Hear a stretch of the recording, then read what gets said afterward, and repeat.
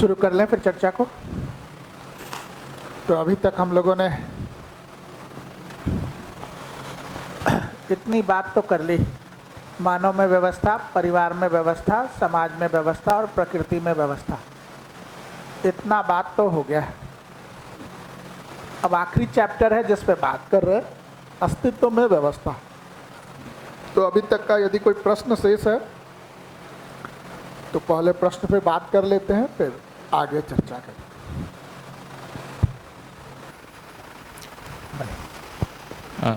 Excuse me sir. हाँ हाँ sir, आदमी में भी चेतना के स्तर में अंतर हो सकता है ना? आई तो आपको बहुत सारे आदमी दिखेंगे, देख के आपको लगेगा इसकी क्रियाओं को देखकर इससे अच्छी तो क्रियाएं इसके पशुओं की हैं। तो है, आदमी में भी चेतना के स्तर का अंतर तो है। उसे रिफाइन किया जा सकता है या वही रहता है जिस पर है? तो है, ये देखेंगे तो एक ही माता पिता के 3-4 बच्चे हैं, तीनों चारों के साथ वो ज्ञान के लिए प्रयास करते हैं, है ना? लेकिन तीनों चारों ज्ञान के काम में थोड़े लग जाते हैं। तीनों चारों के लिए माँ बाप प्रयास करते हैं कि चारों के चारों धन कमाने में लग जाए, उसी में से किसी को कितना भी जोर डालते हैं नहीं लगा पाते। वो ज्ञान में भी लग जाता है, सामाजिकता में भी लग जाता है। तो वो कितनी क्रियाओं में जागृति है प्लस कितना उसका ध्यान चला गया है इस सब पे, उसके आधार पर ही निर्णय लेता है। और वो चल ही रहा है, उसमें ट्रांसफॉर्मेशन, परिमार्जन चल ही रहा है। भैया जीवन तो सब में समान है, लेकिन जीवन गठन मतलब होने के रूप में समान है, बट क्रिया की जागृति के लेवल पे अलग अलग है। वो अलग अलग हो सकता है। और जीव शरीर तो मतलब उसका साधन उतना ही है। जीव शरीर लिया उसने, पशु शरीर तो उसका मतलब साधन जो है वो यहीं तक है, वो 4 विषयों तक ही रहेगा। वहाँ पे क्रिया लेवल पे बात करेंगे तो चयन आस्वादन की क्रिया में वो एक्टिवेटेड दिखता है, बाकी क्रियाओं की संभावना बनी रहती है। मानव शरीर में देखेंगे तो सामान्यतः चित्रण, विश्लेषण और चयन आस्वादन, इन क्रियाओं में वो जागृत दिखता है। बाकी 5-5.5 क्रियाओं की संभावना बनी रहती है। अच्छा, क्रिया के होने के रूप में तो 10 क्रियाओं सभी जीवन में है, सभी जीवन में है। सभी जीवन समान है, इसलिए 10 क्रियाएं सब में है। लेकिन जागृति के क्रम में कितनी क्रियाएं किस जीवन में जागृत हैं वो अलग अलग है, लेकिन बाकियों के जागृत होने की संभावनाएं बनी हुई। लेकिन उसका जो साधन है, शरीर जो है उसका साधन वो उतना ही है, आशा विचार इच्छा तक जो है। शरीर तो पूरा उसको उपलब्ध है, लेकिन उसका उपयोग वो चयन आस्वादन के अर्थ में करता है। आदमी शरीर लेके भी अगर बाकी चीजों में ध्यान नहीं है तो चयन आस्वादन में ही पूरा शरीर लगा दे रहे हैं। नहीं,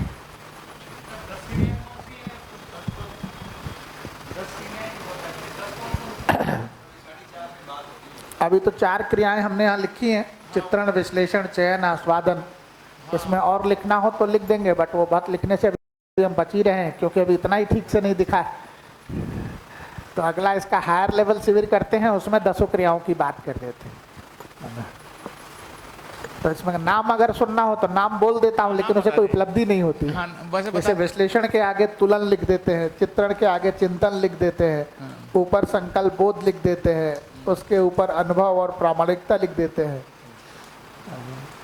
तो अब उससे कोई समझ में थोड़े आ जाता है। बताइए भैया जी। ऐसा मैंने पढ़ा है कि महर्षि रमन जब प्रवचन करते थे तो एक गाय हमेशा प्रवचन के टाइम पे आती थी, वो पूरा वो खिड़की के पास मुंह लगा, कान लगा के पूरे टाइम सुनती थी, और जैसे ही प्रवचन कंप्लीट हुआ और फिर वो अपनी जगह पे वापस चली गई। इन सब केसेस को देखेंगे तो अपवाद स्वरूप है, अपवाद स्वरूप दिखता है। तो उसमें ये संभावना हो सकती है कुछ पशु शरीर चला के कुछ घटना दुर्घटना से कुछ जो भी संयोग योग बना हो, कुछ क्रियाओं में जागृति और हो गई हो। लेकिन अब जागृति हो गई है तो उसी क्षण तो गाय का शरीर छोड़ के आदमी का शरीर ले नहीं लेगा। बोले हो गई है, बताओ, जो भी कालखंड उसका बचा है उसको पूरा करता है। अगले शरीर यात्रा में अब नहीं गाय का शरीर लेगा, हो सकता है दूसरा शरीर ले, लेकिन अब हो गया है तो जितना सदुपयोग हो सकता है कान का, आँख का, है ना, उसको कर रहा है। वो जागृति क्रम में भाषा नहीं समझते, लेकिन ध्यान चला गया है तो बहुत सारे भाषाओं को समझ भी लेते हैं। जैसे अभी भी गाय को देखेंगे, आप गाय का नाम चाहे तो रख सकते हैं। 10 गाय है, 10 गायों का अलग अलग नाम रख सकते हैं, और जिस नाम को बुलाएंगे वही गाय लौट के आएगी। उतना ही नहीं, ऐसे हमारी पत्नी है ना, उनके मायके में गाय पालते हैं उनके पिताजी, तो बच्चे की तरह पालते हैं। तो उसका खाना वाना खिलाएंगे, फिर पानी से मुंह धोते हैं, फिर उसका रुमाल रखे उससे पोंछते हैं मुँह उसका मतलब इतना जुड़ाव है उसके साथ। तो मोटरसाइकिल से भी वो आ रहे होंगे ना, उनके मोटरसाइकिल की आवाज़ सुन के गाय एकदम उठ के खड़ी हो जाएगी स्वागत में, है ना। और जो लोग पशु पालते हैं वो जुड़ाव इतना देखते ही, है ना। और वो कई सारे शब्दों को भी पहचानती ही है गाय, है ना। रोटी ला रहे हैं, इतने में खड़ जाएगी, हट जा पीछे, हट जाती है ना।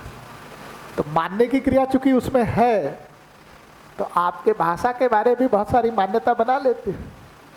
मानने की क्रिया है पशुओं में भी। भैया जैसे उन सर ने भी क्वेश्चन पूछा इधर, हाँ।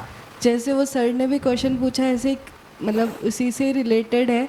एक वीडियो भी वायरल हुआ था जिसमें एक शेर हिरण को खाने आ रहा है, और वो हिरण मतलब उसके हिरण के एक्सप्रेशन ऐसे दिख रहे हैं कि वो शेर से प्रार्थना कर रहा है कि नहीं खाए, और वो नहीं खाता है शेर, और दूसरे शेर से भी उसको बचा लेता है। तो मतलब ये आपने बोला अपवाद स्वरूप हो जाती कुछ घटनाएं, तो उसमें क्वेश्चन ऐसे बनता है कि वहाँ पे मस्तिष्क तो विकसित है नहीं तो मस्तिष्क इतना तो है कि उसका जीवन उस शरीर को चला रहा है। आपके इतना नहीं विकसित है, ये ठीक है, लेकिन पशु शरीर में भी जब तक मस्तिष्क विकसित नहीं रहेगा, जीवन उसके साथ नहीं जुड़ता। वहाँ भी जीवन के होने का पहला ही क्वालिफिकेशन है मस्तिष्क हो। आपके शरीर में जो मस्तिष्क जितना विकसित है उतना पशु शरीर में नहीं विकसित है, लेकिन मस्तिष्क तो पशु शरीर में भी है। पूर्ण विकसित नहीं है, तो वो प्रोसेस कैसे होते हैं? वो वही भाव कह रहा हूँ, ये सब मतलब पूर्ण विकसित कहिए क्या, वो अपने से तुलना कर रहे हैं उसका। पशु शरीर चलाने के लिए उस जितना विकसित होना चाहिए उतना विकसित है। आदमी शरीर चलाने के लिए जितना विकसित चाहिए उतना नहीं है, क्योंकि आदमी में देखेंगे तो आदमी के हाथ में अब बहुत सारे माइक्रो स्ट्रक्चर जनरेट करने हैं, क्योंकि इस उंगली को ही मोड़ने में कई हड्डियाँ आ गई, देख रही है ना। तो ज़्यादा सूक्ष्मता है, तो उतना सोफिस्टिकेटेड ब्रेन चाहिए कि उतने मसल्स को उतनी बारीकी से वो कंट्रोल कर सके। आदमी को देखेंगे तो सुई के धागे के साथ भी ऑपरेट कर सकता है, उठा सकता है, इतनी सूक्ष्मता है। तो ब्रेन को उतने माइक्रो लेवल पे ऑपरेट करना पड़ता है। पशु शरीर में ये ज़रूरत नहीं है, उसका तो खुर है और इस तरह का है, उसमें ये सब माइक्रो लेवल की बात नहीं है ना।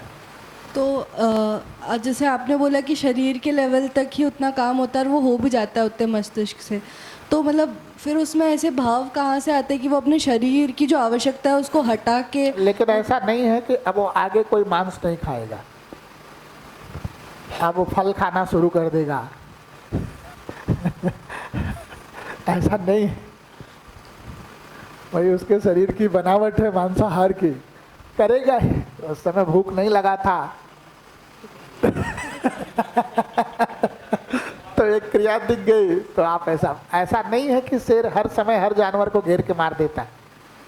सामान्यतः एक शेर के बारे में बताते हैं, 2 से 3 दिन में कोई एक शिकार करता है, और जिस शिकार को करता है उसी को खाता है, बासी मांस नहीं खाता है।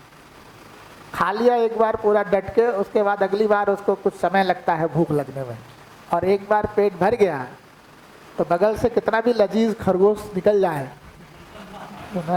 वो नहीं कुछ करता। तो शेर को देखेंगे तो शिकार करना उसका ये नहीं है कि हर पल शिकार ही कर रहा है, सिर्फ पेट भरने के लिए शिकार कर रहा है। भैया उस वीडियो में ऐसा था कि वो पीछे पीछे पीछे पीछे बहुत देर तक भागा। अगर उसको शिकार नहीं करना था तो वो पीछे ही नहीं भागता ना, वैसे उसको जाने देता। तो मतलब उसमें ऐसा वो आमने सामने खड़े थे बिल्कुल, और उसने जाने दिया। तो मतलब क्या उसमें आगे की क्रिया उस टाइम पे एक्टिवेट हो गई? कह नहीं सकते, मैं कह रहा हूँ। तो अभी जैसे घर में देखेंगे कुत्ते को, तो 2 कुत्ते आपस में खूब खेलते हैं। हाँ, कुत्ते बिल्ली को देखेंगे तो आपस में खेलते हैं, है ना, दौड़ रहे हैं, ऐसे पकड़ रहे हैं, दांत भी लगा रहे हैं, लेकिन नहीं काट रहे। अब धीरे धीरे ध्यान जाता है और भूख लगने का मामला ज़्यादा है उसमें है ना। बट ठीक है, जैसे पशुओं में भी देखेंगे तो कहानियाँ भी पढ़ी होगी और आपने देखा भी होगा। हमारे यहाँ देखेंगे तो हमारे एक व्यक्ति थे जो पशुओं को जंगल चराने ले जाते थे। जंगल हमारे यहाँ पास में है, चराते थे, पशुओं का देख रेख करते थे।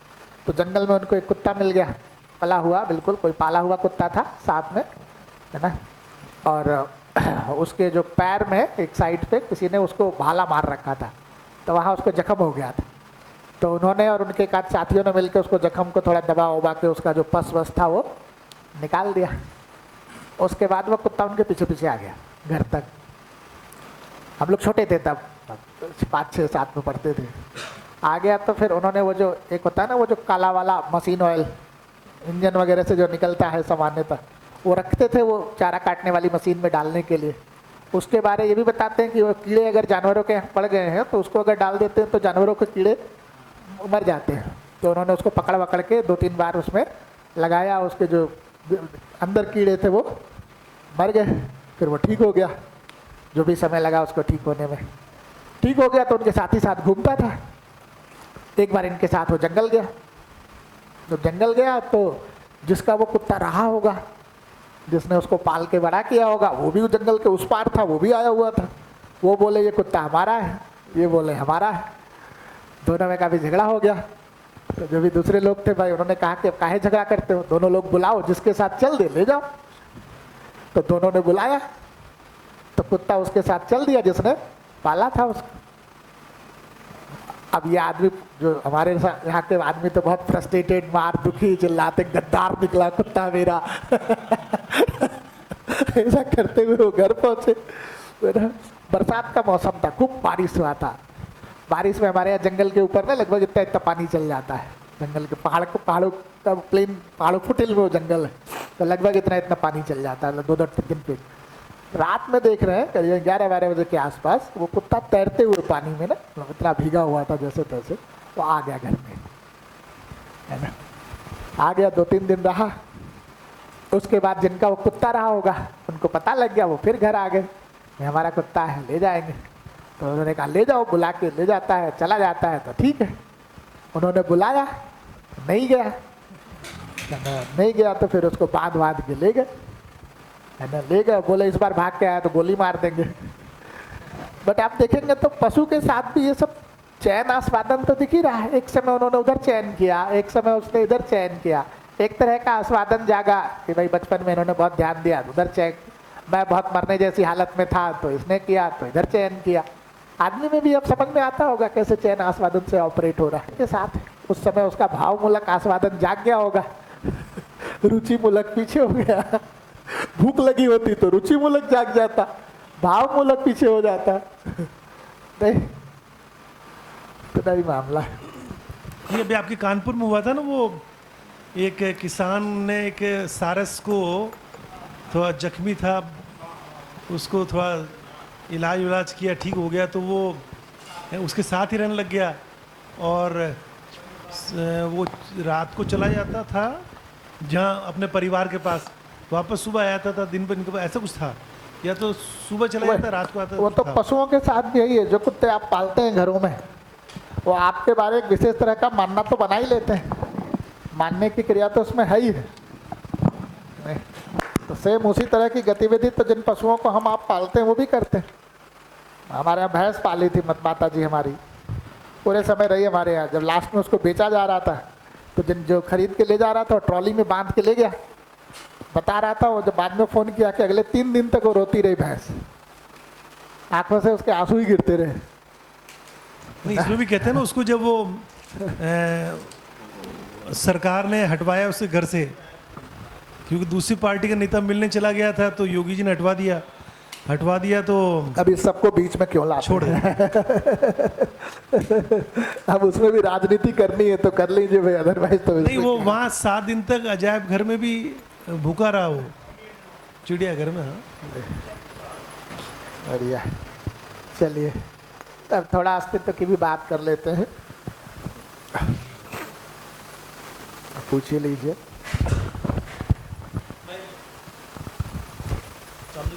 भैया जैसे मानव के बारे में कहा जाता है कि जब आदमी मर जाता है तो वो या तो देवता बन जाता है या भूत बन जाता है, और ऐसी गांव में कई घटनाएं देखते हैं, कोई देवता आ रहा है, कोई भाव आ रहा है, तो जो पशु शरीर को जीवन चला रहा है उनमें भी ऐसी कोई गति होती है क्या? या किसी का कुत्ते का भूत आ गया हो, गाय का भूत आ गया हो, और जो कसाई है वो तो दिन भर उसकी अपनी ज़िंदगी में कितने उसने जीवों को शरीर से अलग किया होगा। वही तो ऐसे विकसित लोगों का अध्ययन करना चाहिए जो कि है ना बिना शरीर के किसी को देख ले रहे हैं। क्या अध्ययन है उनका? अभी तो जो शरीर के साथ है उनका अध्ययन कर लिया जाए, मुझे लगता है ना। बाकी के बारे तो अनुमान के साथ ही बात हो पाएगी, और वो अनुमान कोई बहुत सा आधार अनुमान नहीं है, निराधार अनुमान ही है। आपका ऐसा कोई एक्सपीरियंस नहीं? वही तो जब तक जीवन में एक लेवल की जागृति का काम न हो जाए तब तक इन सब मुद्दों पे कुछ अनुमान का ही गेम चलेगा। आप कुछ अनुमान लगाएंगे, हम कुछ अनुमान लगाएंगे, अंत में उसमें क्या निकलेगा अभी कुछ कह नहीं सकते, है ना। तो थोड़ा जागृति का काम अपने में हो जाए तो उसकी सूक्ष्मता को जब हम आप पकड़ने की जगह पे हो तब ठोस बात हो सकती है।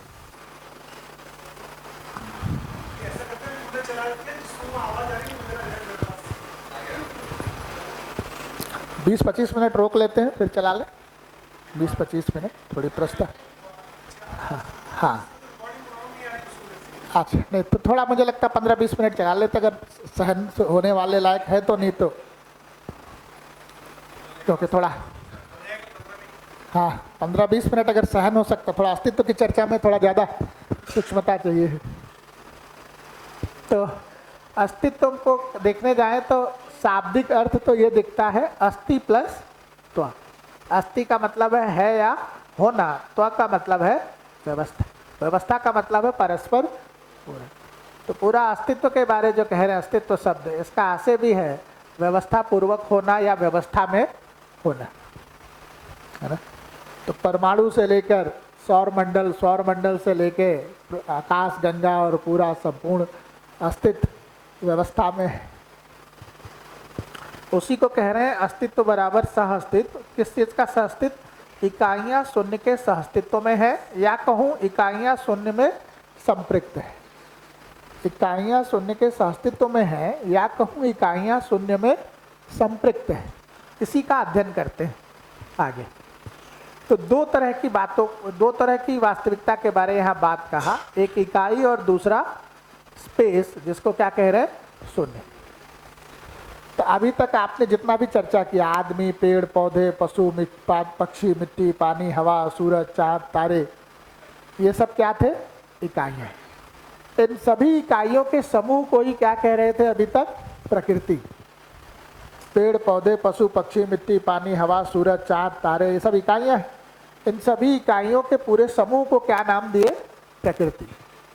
तो इकाइयों के अलावा भी इस अस्तित्व में कोई वास्तविकता है, तो वो क्या वास्तविकता है? ये स्पेस, ये शून्य। स्पेस को ही हिंदी में क्या कह रहे हैं? शून्य। कैसे है इसको थोड़ा समझते हैं।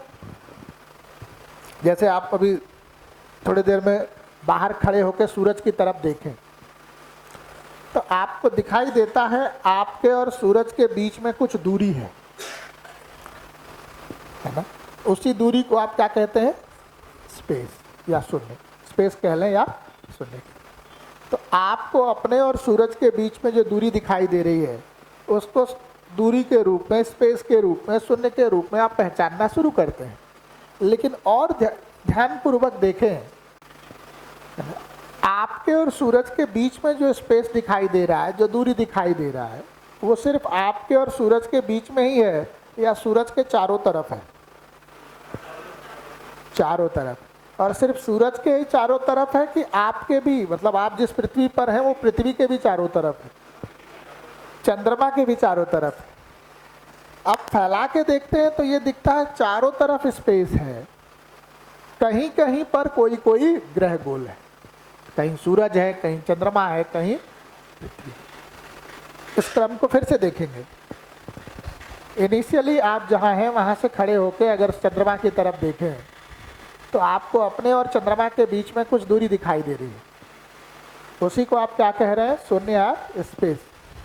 लेकिन थोड़ा फैला कर देखें तो चंद्रमा के चारों तरफ वो स्पेस है, या सिर्फ आपके और चंद्रमा के बीच में है? चंद्रमा के चारों तरफ, सूरज के चारों तरफ भी है, पृथ्वी के चारों तरफ भी है।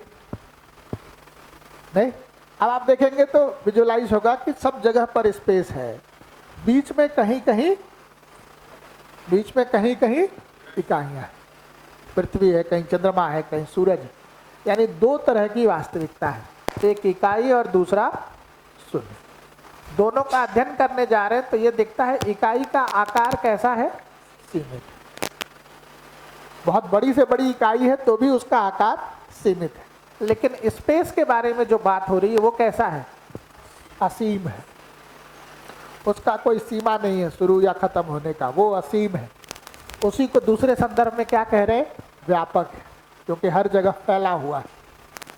ऐसी कोई जगह नहीं है जहां स्पेस ना हो, हर जगह स्पेस है। कहीं सिर्फ स्पेस है, कहीं इकाई और स्पेस दोनों है, तो हर जगह स्पेस है।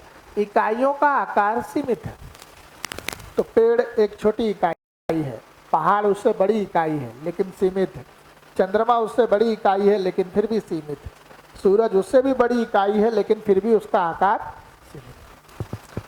क्रियाओं की बात को देखें तो इकाइयां क्रिया है और क्रियाशील है। तो जैसे पेड़ है, पेड़ का अपने आप में कोई क्रिया चल रही है, नहीं चल रही है, पेड़ के भीतर बहुत सारी क्रियाएं चल रही है ना। और पेड़ क्रियाशील भी दिखता है। क्रियाशील का मतलब पेड़ और सूरज के बीच में कुछ संबंधों का पहचानना, निर्वाह करना चल रहा है, नहीं चल रहा है। पेड़ की जड़ और मिट्टी के साथ भी कोई संबंध का पहचानना और निर्वाह करना चल रहा है। पेड़ का अन्य गैसेस के साथ भी कुछ पहचानना, निर्वाह करना चल रहा है। तो यही पेड़ अन्य इकाइयों के साथ क्रियाशील दिखाई देता है, लेकिन पेड़ के भीतर भी अपनी बहुत सारी क्रिया चल रही है। चल रही, नहीं चल रही। तो ये पेड़ अपने आप में क्रिया भी है और क्रियाशील। हम अपने शरीर को देखें, ये शरीर के भी क्रिया है और अन्य इकाइयों के साथ क्रियाशील है। पशुओं को देखें,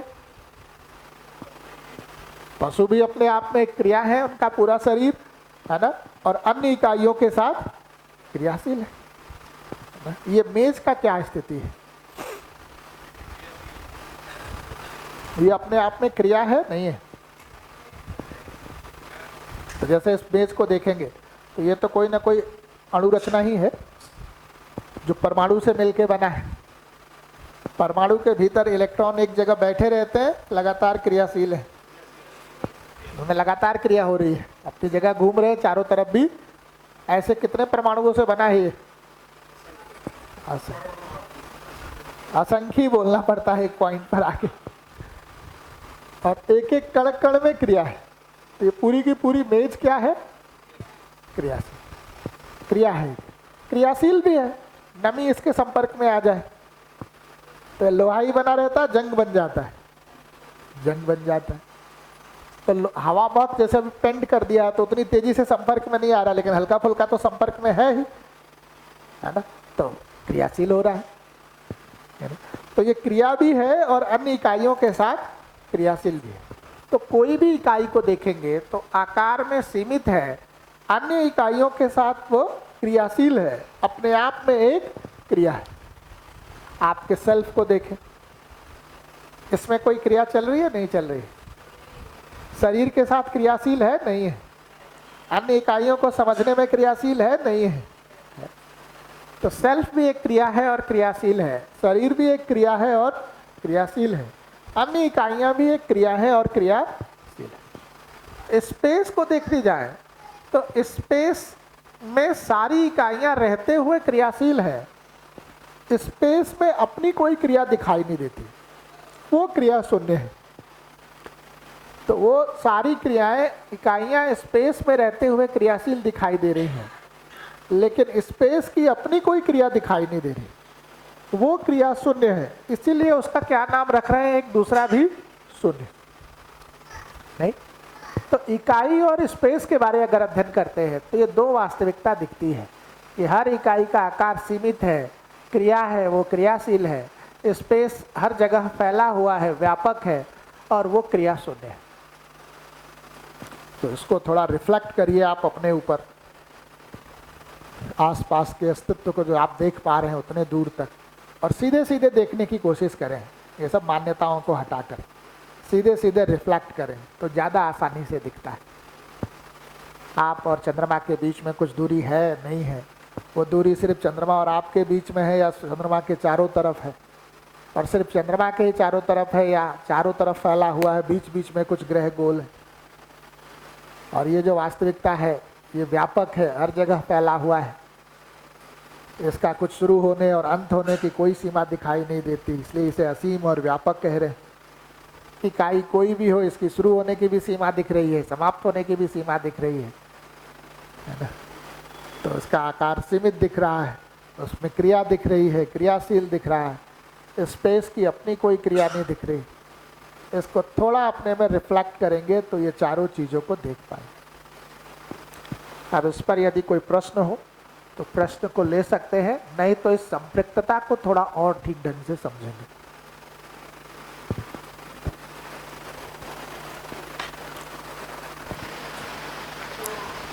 भैया स्पेस या जो शून्य है, इसमें कोई क्रिया शून्य है, ये हम किस आधार पर कह रहे हैं कि वहाँ कोई क्रिया नहीं है? जैसे अभी इकाइयों को देख रहे हैं तो इकाइयों में क्रिया देख पा रहे हैं। जहाँ इकाई नहीं है वहाँ तो कोई क्रिया देख नहीं पा रहे हैं, है ना। जहाँ इकाइयाँ हैं वहीं क्रिया होती हुई दिख रही है। जहाँ इकाई नहीं है, सिर्फ स्पेस है, वहाँ कोई क्रिया नहीं दिख रहा, तो उसको आप सीधे सीधे देख सकते हैं अस्तित्व में। जैसे आपने भी मेज़ का उदाहरण दिया, तो इसमें क्रिया है, वो हम किसी इंस्ट्रूमेंट से पकड़ पा रहे हैं, ऐसे नहीं पकड़ पाते। इंस्ट्रूमेंट जब नाव भी लगा है, तो जैसे ये मेज़ है, तो जैसे कुर्सी है, तो 5 साल में 7 साल में ये सड़ जाती है। सड़ी ना, तो ये 5 साल बाद अचानक सड़ गई कि रोज थोड़ा थोड़ा सड़ रही है? रोज थोड़ा थोड़ा सड़ रही, वो तो दिख ही रहा है। मेरा पूरा वजन बियर कर पा रही है, ये भी एक क्रिया है ना। ये सब धीरे धीरे देखेंगे तो दिखेगा ही। और रोज थोड़ा थोड़ा इसमें से कुछ डिकम्पोज हो रहा है, वो भी एक क्रिया है। तो इंस्ट्रूमेंट की जरूरत नहीं है, हम सीधे सीधे देख सकते हैं।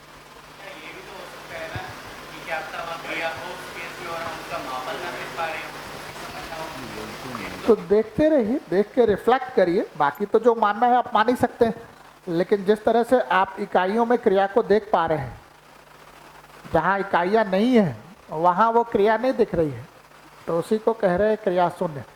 तो कल के दिन आपको अगर दिख जाती है कि वहाँ भी क्रिया है, तो आप कहिएगा कि क्रिया है। आज दिख रही है कि नहीं दिख रही है, इस क्षण दिख रहा है कि नहीं दिख रहा है, रिफ्लेक्ट करना शुरू करिए। कल के दिन कुछ दिख जाएगा, इसलिए आज जो दिख रहा है उसे अस्वीकार कर दें, वो भी एक विधि हो सकती है अध्ययन की। कि आज दिख रहा है कि इकाइयों में क्रिया है, कल के दिन ऐसा हो सकता है कि वो क्रिया शून्य हो जाए, इसलिए आज जो क्रिया दिख रही है उसे नकार दें। ये भी एक कोई अध्ययन की विधि आप बना सकते हैं, लेकिन मेरे हिसाब से तो ये अध्ययन की विधि बहुत ठीक नहीं।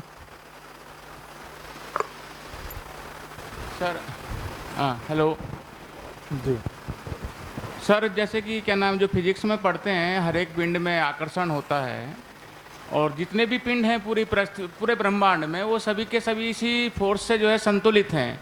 तो वो जो फोर्स है वो तो बीच में आकर्षण की जो है वो तो एग्जिस्ट करता ही है उस स्पेस में, क्योंकि जैसे जैसे दूरी बढ़ती है वो स्पेस में नहीं कर रहा है, वो इकाई का दूसरे इकाई पर प्रभाव है।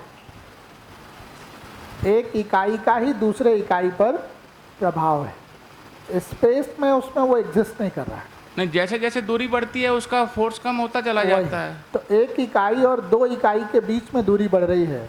इकाई और स्पेस के संदर्भ में देखेंगे तो कोई दूरी नहीं बढ़ रही है, अभी भी वो इकाई स्पेस में है और दूसरी इकाई भी स्पेस में ही है, लेकिन जो दूरी बढ़ रही है वो दो इकाइयों के बीच में बढ़ रही है। वो दोनों इकाइयाँ स्पेस में तो हैं ही। संतुलन किस चीज़ से है? अभी उस पर आगे बात करेंगे यहाँ पर, अभी जब संपृक्तता को ओपन करेंगे तो। लेकिन अभी देखेंगे तो इकाई और स्पेस में किसी भी क्षण कोई दूरी नहीं बढ़ रही, एक निश्चित, दोनों का सहअस्तित्व तो हमेशा साथ साथ ही है। इकाई और स्पेस का जो दूरी बढ़ी हुई दिख रही है आपको, वो दो इकाइयों के बीच का है, तो वो प्रभाव है उसका। जी समझ से कैसे जोड़ेंगे? इन चीज़ों तो मानव समझ तो जैसे आप मानव हैं, आप में शरीर और सेल्फ दोनों हैं, तो शरीर के लिए देखिए कि शरीर का आकार सीमित है कि असीमित है। सीमित है, असीमित है? कुछ भी हो सकता है। हो सकता है, 10 फीट भी हो सकता है। हाँ, लेकिन अभी जो आपके शरीर का आकार है, अगर 10 फीट भी है तो वो सीमित है, असीमित है? सीमित है। उसमें कोई क्रियाशीलता दिखाई दे रही है? नहीं दिखाई दे रहा है। आप लगातार सांस ले रहे हैं, छोड़ रहे हैं, है ना? अंदर भी बहुत सारी क्रियाएं चल रही हैं, बाहर भी चल रही हैं, तो दिख रहा है ना, सीमित भी है और क्रियाशील भी है। और आपका शरीर है कहाँ इस समय? अभी इस समय आपका शरीर कहाँ है? पृथ्वी पे है। पृथ्वी कहाँ है? इसलिए आप कहाँ हैं? स्पेस में। हम सभी स्पेस में, है ना? और आप देखेंगे तो सूरज के किनारे किनारे साल भर में जाने कितना स्पेस यात्रा कर लेते हैं, है ना? तो हम अभी भी कहाँ हैं? इस असीम स्पेस में है ना? ये जो स्पेस है वो असीम है और क्रिया शून्य है, और हम पृथ्वी पर रहते हुए इसी स्पेस में घूम रहे। तो स्पेस के साथ तो संबंध है। हमारा सेल्फ भी स्पेस में है, बॉडी भी स्पेस में है। बाकी और गहरा जो संबंध है वो कौन सा संबंध है? संपृक्तता का। उसको भी मैं ओपन कर देता हूँ, आपके प्रश्न के संदर्भ में तो और अच्छे से बात होगी। तो देखेंगे तो इकाइयाँ शून्य के सबमर्जेंस में कहूँ या शून्य के सहअस्तित्व में कहूँ, भाषा एक ही दे रहा हूँ, शब्द बदल रहा हूँ। तो या तो कहूँ शून्य के सहअस्तित्व में, या फिर कहूँ शून्य के सबमर्जेंस में, शून्य की संपृक्तता में। शब्द अलग अलग बदल रहा हूँ लेकिन बात एक ही है। तो इकाइयाँ शून्य की संपृक्तता में ऊर्जित है। एक एक को देखते हैं, पूरे को मत पढ़िए अभी, सिर्फ इतने को देखिए। इकाइयाँ शून्य की संपृक्तता में ऊर्जित है। अब इस लाइन को एक एक इकाई जितना भी आपके ध्यान में आ रही है उसके लिए देखिए। जैसे छोटे से छोटा इकाई जब आप देखते हैं तो परमाणु दिखता है। परमाणु का इलेक्ट्रॉन चुपचाप बैठा है, लगातार क्रियाशील है, अपनी जगह घूम रहा है, चारों तरफ घूम रहा है। ऐसे एक छोटे से लोहे में कितने परमाणु हैं? तो कहना पड़ता है असंख्य परमाणु हैं, और वह लगातार क्रिया कर रहे हैं। उसको क्या हमने बैटरी से सप्लाई दे रखी है पावर की? तो दिया नहीं है, तो लगातार क्रियाशील दिख रहे। ये कुर्सी जिस पे बैठा हूँ, कितने सारे परमाणु हैं, लगातार क्रियाशील है। कहीं से हम लोगों ने इसमें बिजली का करंट दौड़ा रखा है, क्रियाशील है। तो हर इकाई, छोटे से छोटा इकाई परमाणु भी शून्य की संपृक्तता में, शून्य में सम्मर्ज रहते हुए क्या है? ऊर्जित है ना? आप पेड़ को ही देखिए, पेड़ को भी हम आप अलग से कोई बैटरी सप्लाई नहीं दे रहे, वो भी शून्य के संवर्जेंस में, शून्य की संपृक्तता में रहता हुआ ऊर्जित है। आप अपने सेल्फ को ही देखिए, आपका सेल्फ क्रियाशील है या उसको क्रियाशील करने के लिए कुछ एनर्जी देनी पड़ती है? क्रियाशील, निरंतर क्रियाशील है, वो भी शून्य की संपृक्तता में क्रियाशील है। आपका शरीर भी तो अंतत्वगत्वा परमाणुओं से ही मिलके बना है।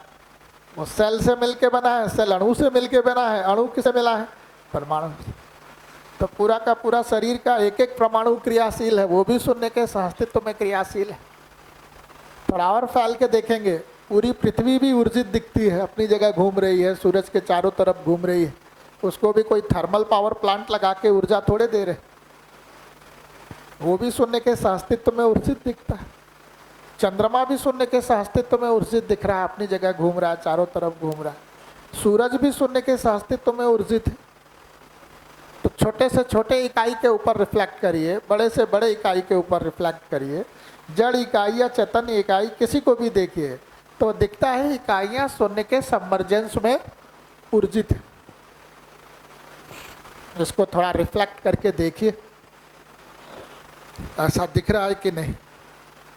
परमाणु भी शून्य के सहअस्तित्व में ऊर्जित है, पृथ्वी भी शून्य के सहअस्तित्व में ऊर्जित है, आपका चैतन्य इकाई जीवन भी शून्य के सहअस्तित्व में ऊर्जित है, बड़ी से बड़ी इकाई भी शून्य के सहअस्तित्व में ऊर्जित दिख रहा है। तो इकाइयाँ शून्य के सहअस्तित्व में ऊर्जित है। और सिर्फ ऊर्जित ही नहीं है, स्वनियंत्रित है, स्वयं में व्यवस्थित है। तो इकाइयाँ शून्य के सहअस्तित्व में स्वयं में नियंत्रित हैं, स्वयं में व्यवस्थित भी हैं। तो पृथ्वी को व्यवस्थित करने के लिए आपको रॉकेट इंजीनियरिंग नहीं लगाना पड़ रहा है। पृथ्वी शून्य के सहअस्तित्व में व्यवस्थित है, स्वव्यवस्थित है। हमको आपको या 800 करोड़ लोगों को लग के व्यवस्थित नहीं करना कि गोल बनी रहे, निकल के बाहर ना भाग जाए। वो खुद में व्यवस्थित है। परमाणु को भी हमको आपको व्यवस्थित करना पड़ रहा है या स्वव्यवस्थित है? क्या हो रहा है? स्वव्यवस्थित है। शून्य के अस्तित्व में ऊर्जित रहते हुए स्वव्यवस्थित। ये पूरा पेड़ है, इसका जड़ से लेके फूल तने तक, ये अपने आप में एक व्यवस्था है या हमको आपको जाके व्यवस्था बनाना पड़ रहा है? एक व्यवस्था है। पूरे पशु शरीर को देखेंगे, वो भी एक व्यवस्था है। हमको आपको व्यवस्था बनानी नहीं पड़ रही है कि वो शून्य के अस्तित्व में स्वयं व्यवस्थित है। तो दिखता है दो वास्तविकता है कि इकाइयाँ शून्य के सहअस्तित्व में, शून्य के सबमर्जेंस में ऊर्जित भी हैं, स्वनियंत्रित भी हैं, अर्थात स्वयं में व्यवस्थित भी हैं। और इतना ही नहीं, स्वयं में ऊर्जित रहते हुए, स्वयं में व्यवस्थित रहते हुए, शून्य के सहअस्तित्व में ही अन्य इकाइयों के साथ संबंध को पहचान रही हैं और निर्वाह कर रही हैं। तो सूरज और चंद्रमा एक दूसरे के साथ संबंध को पहचान रहे हैं, निर्वाह कर रहे हैं। पृथ्वी और चंद्रमा भी एक दूसरे के साथ संबंध को पहचान रहे हैं, निर्वाह कर रहे हैं। पृथ्वी और सूरज भी एक दूसरे के साथ संबंध को पहचान रहे हैं और निर्वाह। आपका सेल्फ और शरीर भी एक दूसरे के साथ संबंध को पहचान रहा है और निर्वाह। पेड़ भी धरती के साथ संबंध को पहचान रहा है, निर्वाह कर रहा है। एक परमाणु दूसरे परमाणु के साथ संबंध को पहचान रहा है और निर्वाह।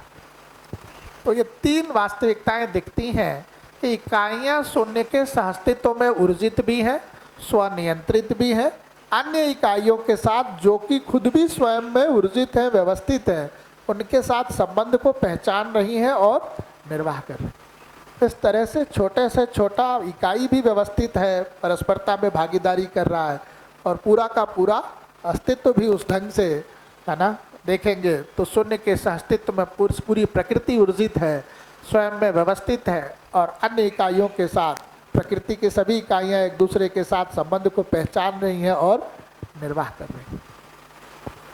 तो अब इस तीन बातों को एक साथ रिफ्लेक्ट करके देखना शुरू करिए। ये जो इकाई के बारे कह रहे हैं और ये जो शून्य के बारे कह रहे हैं और ये जो इकाई का शून्य में संपृक्तता है उसके बारे कह रहे हैं।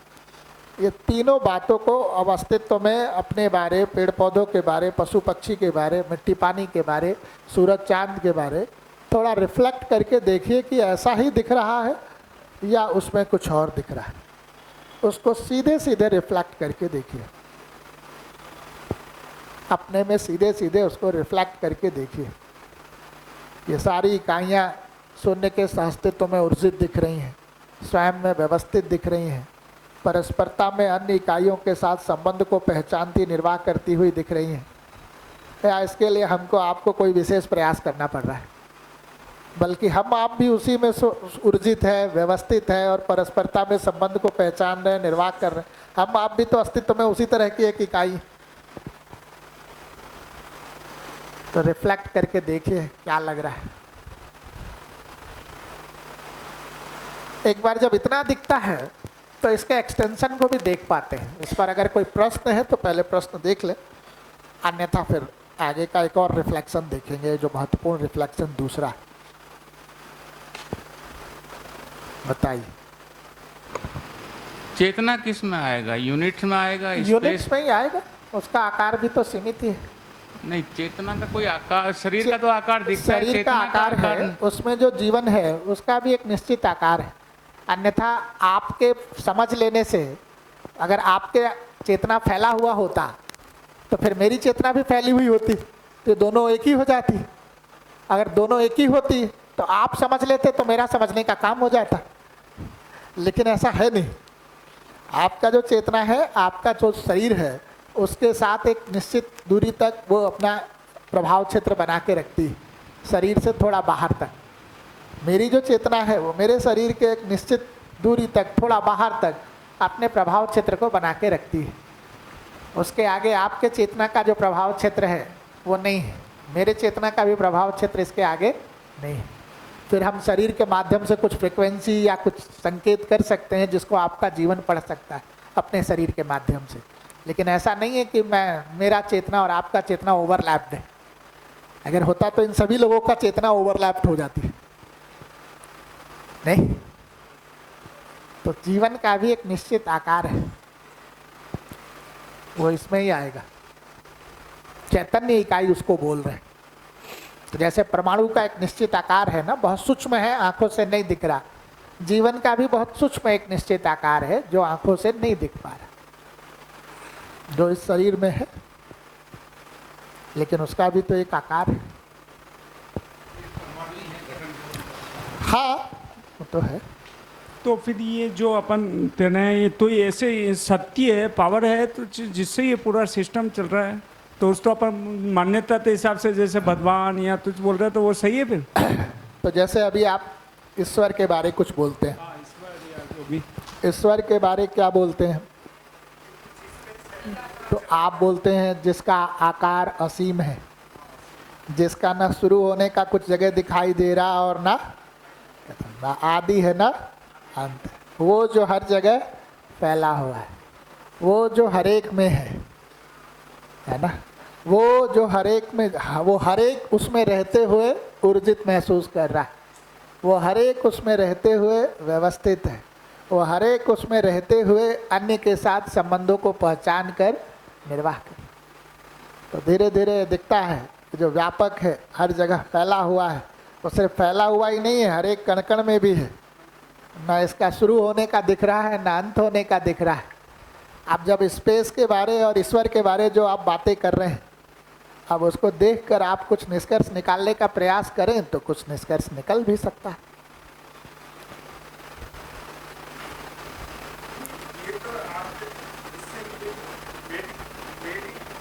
जब तक सोच रहा हूँ, जब तक तो ये कुछ ऐसी चीज तो है जो अपने को चला रही है। अभी पहले तो ईश्वर पे बात कर लें, फिर चला रही है कि चल रहा है उस पर बात करते हैं। पहले तो ईश्वर का ही मुद्दा कोई छोटा मुद्दा नहीं है, चला रही है कि चल रहा है उस पर फिर लौट के आते हैं अभी थोड़ा देर में। पहले तो यही तय हो, ये जो ईश्वर के बारे इतने दिनों से बात कर रहे थे, ये भी कोई रहस्य है कि कोई वास्तविकता है? ये भी एक वास्तविकता है। ये स्पेस कोई वास्तविकता है कि रहस्य है? वास्तविकता है। तो ये ईश्वर किसे कह रहे हैं? इकाई को कह रहे हैं, स्पेस को कह रहे हैं? स्पेस है, दोनों की टोटलिटी, दोनों की टोटालिटी नहीं है। ये जो ईश्वर के बारे जो कह रहे हैं, है ना, वो जो ईश्वर के बारे जो कह रहे हैं वो तो यही कह रहे हैं वो हर जगह जो फैला हुआ है ना, तो वो फिर इसकी बात कह रहे हैं। ये तो फिर इकाइयाँ हैं। इन सभी में, इन सभी को जो संतुलित कर रहा है, जो वही तो उन सभी में जो है वो तो स्पेस ही है ना, हाँ उस, है ना, तो वो सभी में है, हाँ। है ना, जड़ में भी चैतन्य में भी वो स्पेस है। तो स्पेस के बारे कह रहे हैं कि वो जो है वो सब में है ना। लेकिन ये जो कह रहे हैं कि टोटालिटी में नहीं, कि जो जैसे ये जो मेज है ये स्पेस नहीं है, ये मेज स्पेस में है ना। तो मेज और स्पेस एक ही हो गया ऐसा नहीं है। मेज अपने आप में एक अलग वास्तविकता है, स्पेस अपने आप में एक अलग वास्तविकता है, मेज स्पेस में है, ये कह रहे हैं। तो इसलिए ये मेज कोई इकाई ईश्वर में है, लेकिन इकाई अब ईश्वर हो गई, नहीं ऐसा ये नहीं कह रहे हैं। ऐसा नहीं हो सकता। मतलब सब कुछ जो भी है वो ईश्वर में है। ईश्वर भी एक वास्तविकता है, इकाइयाँ भी वास्तविकता है और उसमें है, ऊर्जित है, व्यवस्थित है, अन्य इकाइयों के साथ संबंध को पहचान रही है और निर्वाह। ये तो बारीक अंतर है उसमें। ठीक है, तो ईश्वर के बारे भी बात तो हो ही सकती है। तो अगर इस ईश्वर के बारे कुछ प्रश्न हो तो बात हो जाए, फिर उस पर लौट के आते हैं जो आपके प्रश्न का दूसरा भाग है कि चल रही है कि कोई चला रहा है, उसको भी देख लेते हैं। जैसे अब आपने कहा कि भाई ये सब कुछ जो चल रही है उसको कोई चला रहा है, तो जो इसको चला रहा है उसको कौन चला रहा है?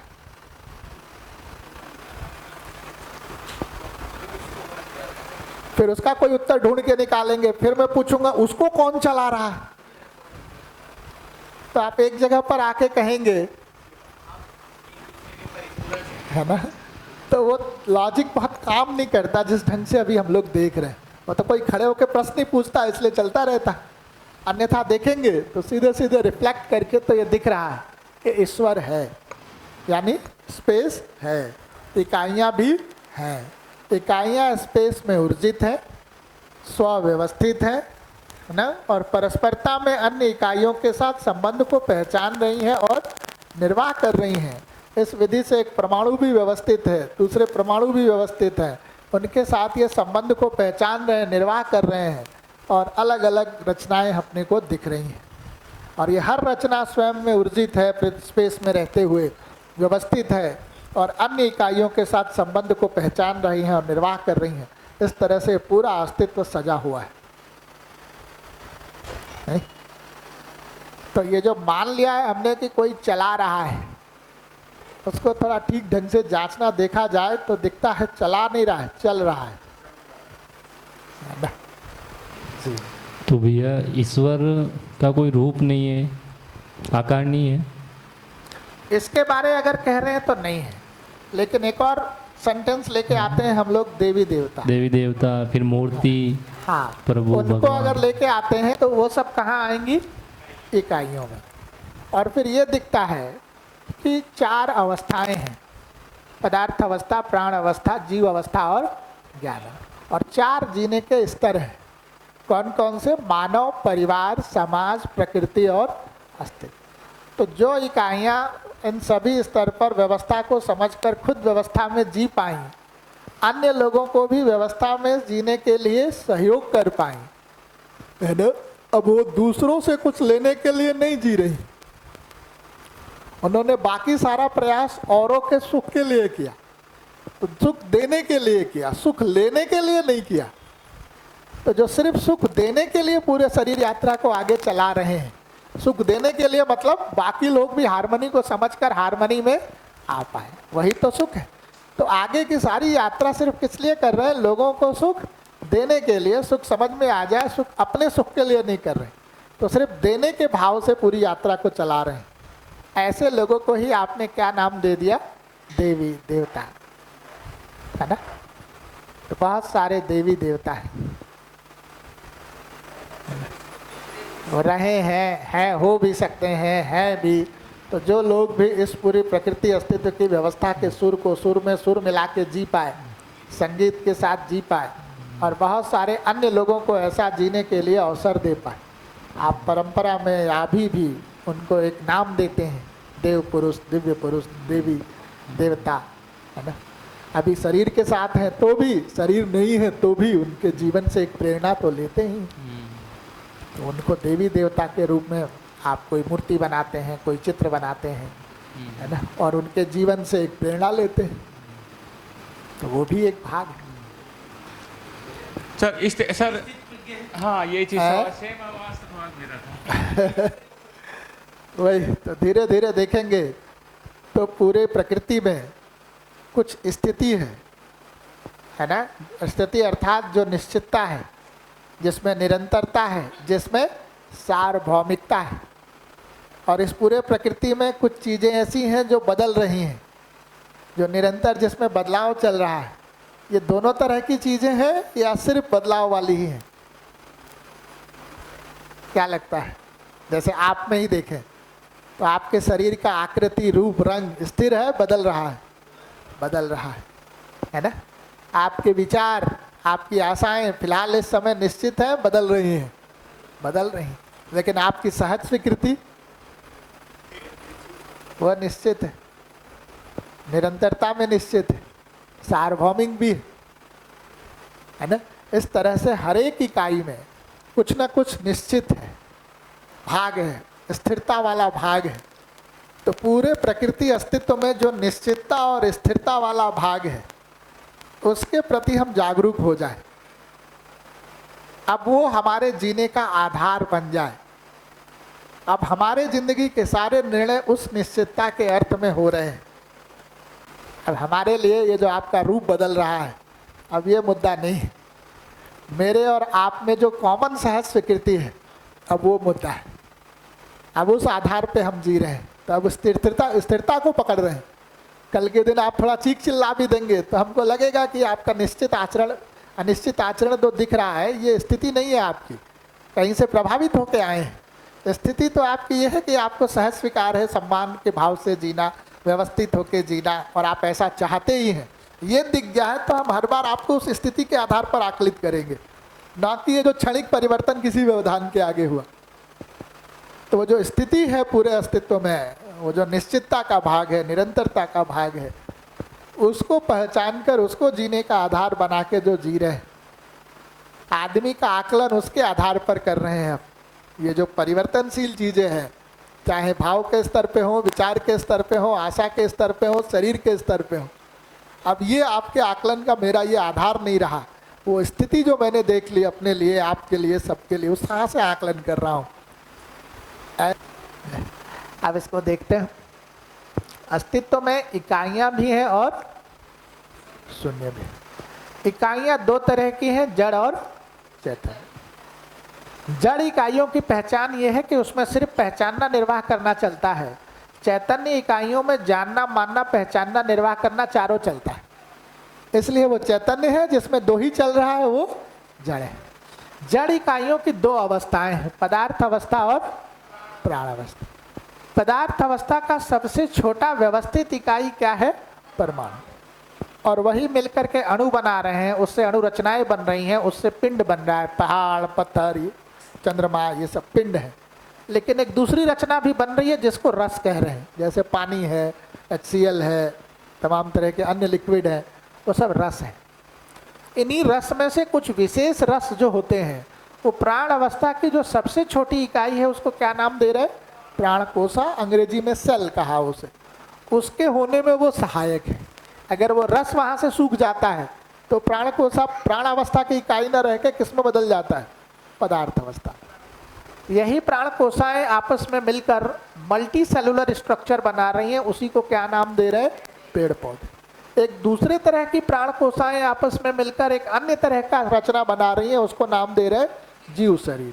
एक तीसरे तरह की मल्टी सेलुलर स्ट्रक्चर रचना बन रही है, उसको नाम दे रहे हैं मानव शरीर। तो ये सब कौन सी अवस्था में आएगा? प्राण अवस्था। लेकिन ध्यान रहे, ये जीव नहीं कह रहे हैं, जीव शरीर कह रहे हैं। यहाँ मानव नहीं कह रहे हैं, मानव शरीर कह रहे हैं, है ना? इतने को देखें तो इसमें एक चक्र दिखाई देता है पदार्थ अवस्था में। तो पानी वाष्प बनेगा, जाके बरसेगा, फिर पानी बन जाएगा, कहीं बर्फ बनेगा, पिघलेगा, पानी बनेगा, फिर वाष्प बनेगा, फिर एक चक्र दिखाई दे रहा है। इसमें भी एक चक्र दिख रहा है। पेड़ के पत्ते हैं, पशु खा लेंगे, फिर पशु उसको दूध में बदल देंगे, वो दूध फिर आदमी पी लेगा, आदमी फिर कुछ करेगा। इस तरह से देखेंगे तो इसमें एक चक्र दिख रहा है। और ये दोनों में भी एक चक्र दिखता है ना? तो लकड़ी है, काट दिए, सूख गया तो किस में बदल गया? पदार्थ में। वो वापस सड़ के खाद बन के पेड़ की जड़ों में गया, फिर से पत्ते बन गए। तो ये दोनों में भी एक चक्र दिखता है। तो ये चक्रीय दुनिया है, साइक्लिक है। और जो चक्रीय होता है, साइक्लिक होता है, उसमें कभी कोई विकास नहीं हो सकता। हमने इतना सुंदर भवन बना रखा है, ये हमेशा बना ही रहेगा। धीरे धीरे जिस दिन से बना डिकम्पोज होना शुरू हो गया, तो वापस ये वही मिल जाएगा जिन तत्वों से बना है। तो ये साइक्लिक है, इसलिए साइक्लिक चीज में कोई विकास नहीं। लेकिन ये दूसरी जो इकाई है, उसको क्या नाम दे रहे हैं? चैतन्य। यही चैतन्य जब पशु शरीर के साथ मिल रहा है तो क्या नाम दे रहे हैं? जीव शरीर। और यही चैतन्य थोड़ा विकसित होकर के मानव शरीर के साथ मिल रहा है तो क्या नाम दे रहे हैं? ज्ञान अवस्था। तो ये जो चैतन्य है, इसमें जो समझने का क्रम चल रहा है, क्रिया में जागृति का क्रम चल रहा है, वो साइक्लिक नहीं है, चक्रीय नहीं है। एक बार जिन क्रियाओं में जीवन जागृत हो जाता है, उसकी जागृति बनी रहती है ना? एक बार जीवन जिन बातों को समझ लेता है, वो समझ उसमें बनी रहती है। ये चक्रीय ना होकर के कैसा है? लीनियर है, एक दिशा में चलता है। इसलिए विकास इधर संभव है कि इधर संभव है? इधर संभव, यहाँ विकास हो सकता है। तो जीवन जितना निरंतर सुख के पास पहुंच रहा है, जितनी अधिक क्रियाओं में जागृत हो पा रहा है, जितनी वास्तविकताओं को ठीक से समझ पा रहा है, वो जीवन का विकास है। ये विकास की जगह नहीं है, यहाँ तो रचना विरचना चलती रहेगी। इतने को विकास मान लेना ही भ्रम है। वास्तविक विकास कहाँ होना है? जीवन में है ना? प्राण अवस्था को भी देखेंगे तो जैसे पेड़ है, आपने पेड़ को काट दिया तो कुछ दिनों में सड़ के खाद बन जाता है। अच्छा, इसमें भी जैसे देखेंगे तो ये चक्र चल रहा है। जैसे पेड़ है तो पेड़ के पत्ते पशु ने खा लिए, तो पशु पुष्ट हुआ, थोड़ा दूध बना, वो दूध आप तक आ गया, आपने पी लिया, या पेड़ पशु ने गोबर कर दिया, वो वापस पेड़ की जड़ों में चला गया, है ना। तो ये पूरा चक्रीय चल रहा है। तो ये भी चक्रीय है, ये भी चक्रीय है, और ये मिला करके भी चक्रीय, ये लीनियर है। अब अगर आप इसमें देखें तो इस पूरे में ये जो पीला वाला एरिया दिख रहा है, ये पहले से व्यवस्थित है या हमको आपको व्यवस्थित करना है? पहले से व्यवस्थित है। ये व्यवस्थित होना चाहता है। सहज स्वीकृति मानव की भी व्यवस्थित जीने की है कि अव्यवस्थित जीने की है? व्यवस्थित। लेकिन भाव विचार ठीक नहीं कर पा रहा है, समझने का काम पूरा नहीं हो पा रहा, इसलिए ये रैंडम प्रयास कर रहा है, इसलिए यह व्यवस्थित दिख रहा है। जबकि चाहना इसकी भी किसमें जीने की है? व्यवस्था में, है ना। लेकिन झंझट क्या है, जब ये खुद अव्यवस्था में होता है तो इसको क्या लगता है कि ये सब भी क्या है? अव्यवस्थित है, क्योंकि इसको अपनी अव्यवस्था इसमें दिखाई देती है। तो ये अपने को ठीक करने की जगह इन सबको ठीक करने में लग जाता है। तो लौकी को कद्दू की तरह बनाने को विकास मान लेगा, है ना। शिमला मिर्च जो हरी दिखती थी अब तक, वो टमाटर की तरह कलर में खो जाए, उसको विकास मान लेगा, है ना। तो ये सब कुछ जो व्यवस्थित है, इसको अव्यवस्थित करने के काम में जिंदगी निकाल देता है ना। जबकि इसी को भ्रम कह रहे हैं, जबकि काम कहाँ होना है? इस पर होना है। और ठीक ढंग से देखेंगे तो एक और महत्वपूर्ण बात है, ये जो कुछ भी व्यवस्थित है, परमाणु, अणु, पूरा पेड़, पूरी पृथ्वी, पूरा सौर मंडल, पूरा अस्तित्व, आदमी इसको व्यवस्थित कर रहा है या ये स्वव्यवस्थित है शून्य में रहते हुए? हमारे कारण वो व्यवस्थित है या वो व्यवस्थित है तो हम हैं? एक बड़ी बात तो ये है। एक और बड़ी बात जो समझ में आता है वही, मेरा जीवन इस अस्तित्व में आ जाए, इसके लिए मैंने क्या प्रयास किए? मेरा सेल्फ इस अस्तित्व में आ जाए, इसके लिए कोई प्रयास किया या ये सह अस्तित्व का एक गिफ्ट है? ये तो अस्तित्व सहज एक गिफ्ट मिला है हमको, आपको। इसमें इच्छा, विचार, आशा, कल्पनाशीलता निरंतर चलती रहे और सहज स्वीकृति भी बनी रहे, ये दोनों को चलाने के लिए, बनाए रखने के लिए हमने कुछ किया है या ये भी अस्तित्व सहज गिफ्ट है? इसके लिए कुछ नहीं किया। ये शरीर के होने के लिए कुछ किया है या ये भी अस्तित्व सहज विधि से मिला है? इसके लिए भी कुछ नहीं किया। तो शरीर के लिए कुछ नहीं किया, सेल्फ के होने के लिए कुछ नहीं किया, उसकी क्रियाओं को चलने के लिए कुछ नहीं किया। ये सब एज ए गिफ्ट इस अस्तित्व के तहत हमको आपको मिला है। ये शरीर चले, इसके लिए ऑक्सीजन पर्याप्त प्रकृति में उपलब्ध रहे, इसके लिए भी हमने आपने कुछ किया है क्या? प्रकृति में भोजन उत्पादन की व्यवस्था बनी रहे, इसके लिए भी कुछ किया है क्या? या ये भी अस्तित्व सहज व्यवस्था के तहत एज ए गिफ्ट है? धरती में बीज डालिए तो आप सिर्फ बीज डाल सकते हैं या नहीं डाल सकते हैं, लेकिन वो वापस वृक्ष बन जाएगा, तो बीज से वृक्ष बनने में आप कुछ कर रहे हैं क्या? एक गेहूं का दाना 50 गेहूं के दाने में बदल जा रहा है, इसमें आप कुछ कर रहे हैं क्या? या ये सब भी अस्तित्व सहज गिफ्ट है? परमाणु व्यवस्थित है, पूरा अस्तित्व व्यवस्थित है, इसके व्यवस्थित होने के लिए कुछ किया है क्या? सूरज, चांद, तारे, ग्रह, गोल को बनाने के लिए या उनके व्यवस्थित रहने के लिए कुछ किया है क्या? अब आप देखेंगे तो दिखता है, अपने जीवन के लिए कुछ नहीं किया, शरीर के लिए कुछ नहीं किया, इनके अंदर चल रही क्रियाओं को चलने के लिए कुछ नहीं किया है। वही, वो तो थोड़ा बहुत किए, उसके बाद भी वो व्यवस्था में चल रही है। लेकिन अहंकार कैसा कि पूरी धरती हम ही चला रहे हैं। ये सब अस्तित्व सहज गिफ्ट उपलब्ध है। हमारे आपके पास दो चॉइस है, इस पूरे अस्तित्व की व्यवस्था को समझकर वैसा जीकर उसी सुर में सुर मिलाकर एक हो जाना, या उसको अनदेखी करके अपना मनमानी करना और खुद में बेचैन रहना और औरों को भी बेचैन। एक दूसरे को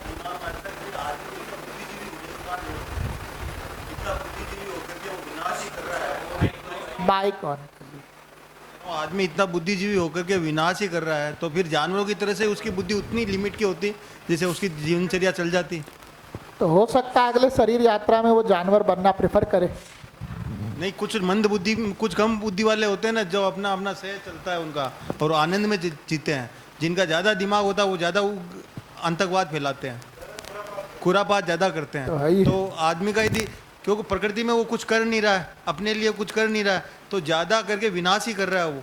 तो उसको अपना दिमाग को, प्रकृति अभी को, भी ठीक ढंग से देखेंगे, प्रकृति भी फिर उसको दिमाग को उसका लिमिट कर देना चाहिए था कि भाई उससे ज़्यादा उसकी आगे सोच बढ़े ही नहीं, जिससे कि उसको तो नुकसान नहीं हो। इसलिए देखेंगे तो प्रकृति ने एक तरह से ये सब आपको गिफ्ट दे रखा है, लेकिन छुट्टा भी नहीं छोड़ रखा है। आपने सहज और असहज, आराम और बेचैनी के 2 इंडिकेटर भी लगा हुआ है।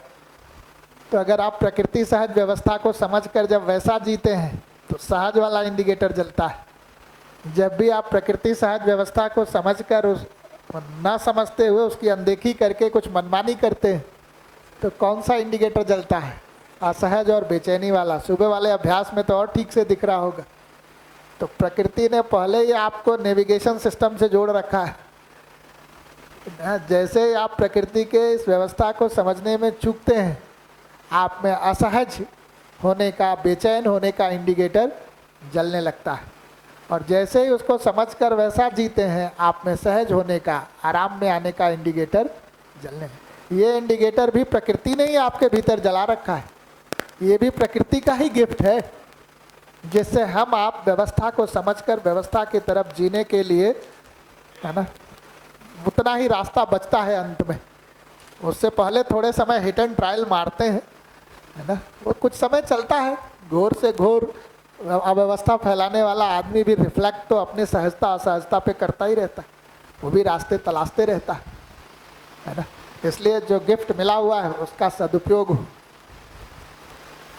वापस पत्थर हो जाने में अगर सुख है तो पत्थर हो जाए, लेकिन अगर वो आप कर सकते हैं तो कर लें। वो भी अब नहीं कर सकते। तो ले दे के अब आपके पास एक ही विकल्प है, इस व्यवस्था को समझ के उस व्यवस्था के अनुसार,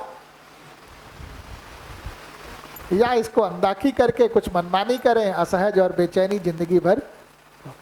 वो भी जिंदगी भर नहीं भोगते, आप 50 ट्रायल तो करते ही है ना, कहीं ना कहीं से रास्ता निकलता है। इसलिए आदमी को कहा आदमी शिक्षा संस्कार अनुसंगी। तो इतनी बात अगर देखेंगे तो हम लोगों को अपने तरफ से चर्चा में करना था।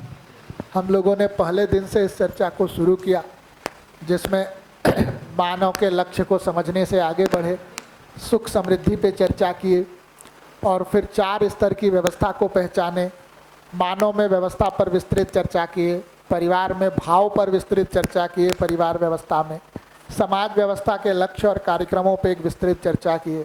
आज प्रकृति और अस्तित्व पे भी कुछ सांकेतिक बात हुई है। सांकेतिक ये भी कहूँगा कि चैप्टर इंट्रोड्यूस हुआ है, गहराई तो अभी बाकी है।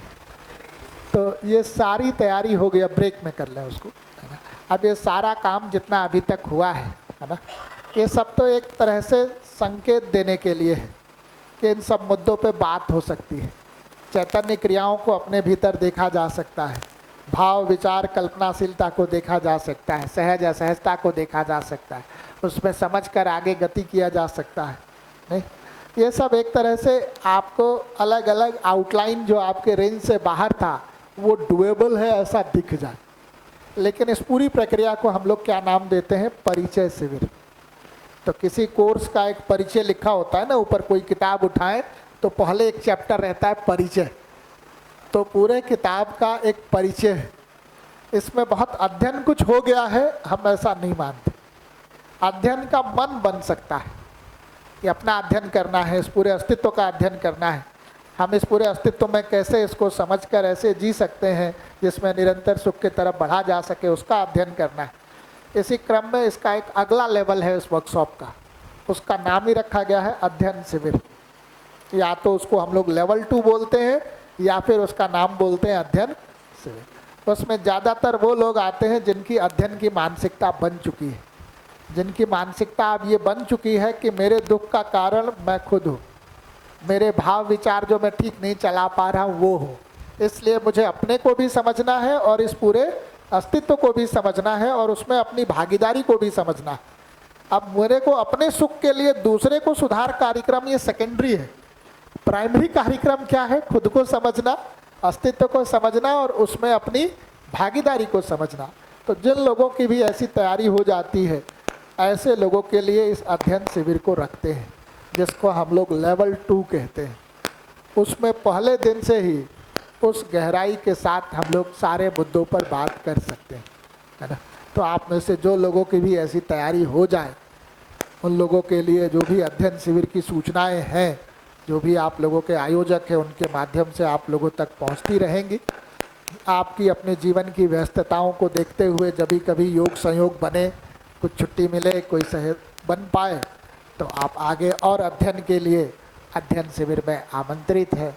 यहाँ तो मात्र परिचय की ही बात, इसलिए कई जगह लग रहा होगा कि और गहराई में जाया जा सकता है, लेकिन एक निश्चित सीमा, समय सीमा को ध्यान में रखते हुए जितनी गहराई तक अपन जा सकते थे पिछली बार की शिविर की तुलना में, उससे अधिक गहराई में हम लोग जाने का प्रयास किए, लेकिन अभी गहराई बहुत है। उसके लिए कभी अगली बार हम लोग लेवल 2 शिविरों में मिलेंगे तो और गहराई से चर्चा करेंगे।